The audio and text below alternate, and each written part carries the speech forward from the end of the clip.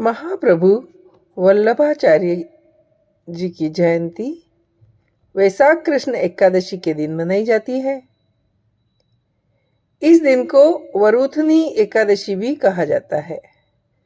पिता लक्ष्मण भट्ट और माता इलम्मा गारू के यहाँ जन्मे वल्लभाचार्य जी की अधिकांश समय काशी, प्रयाग और वृंदावन में बीता। उनकी पत्नी का नाम महालक्ष्मी और 2 पुत्र थे, गोपीनाथ तथा विठलनाथ। जब इनके माता पिता उत्तर की ओर से दक्षिण भारत जा रहे थे, तब रास्ते में छत्तीसगढ़ के रायपुर नगर के पास चंपारण में 1479 ईस्वी में वल्लभाचार्य जी का जन्म हुआ। बाद में काशी में उनकी शिक्षा दीक्षा हुई और वहीं उन्होंने अपने मत का उपदेश भी दिया। उनके प्रमुख शिष्य 84 थे, जिसमें सूरदास, कृष्णदास, परमानंद आदि प्रमुख थे। कहते हैं सूरदास विश्व को कभी नहीं मिलते यदि उनकी भेंट वल्लभाचार्य जी से नहीं होती। वल्लभाचार्य जी के अनुसार जीव ही ब्रह्म है। कृष्ण को ही ब्रह्म का स्वरूप मानना उनके प्रति समर्पण है। वल्लभाचार्य जी ने इस मार्ग को पुष्टि दी और देश में कृष्ण भक्ति की धारा प्रवाहित की।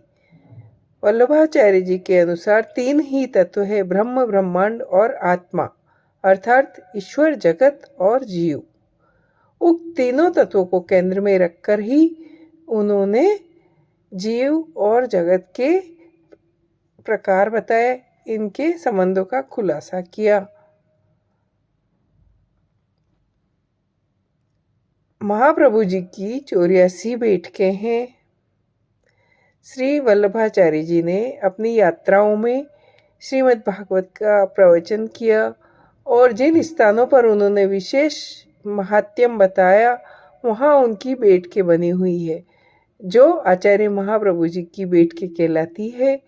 समस्त देश में फैली हुई वल्लभ समाज की ये बैठकें मंदिर देवालयों की भांति ही पवित्र और दर्शनीय है, जिनकी संख्या 84 है और इसमें से 24 बैठकें ब्रज मंडल में ब्रज 84 कोस की यात्रा के विविध स्थानों में बनी हुई है।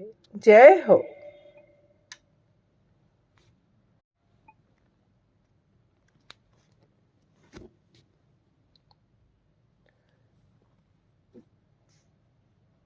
महाप्रभु वल्लभाचार्य जी की जयंती वैशाख कृष्ण एकादशी के दिन मनाई जाती है।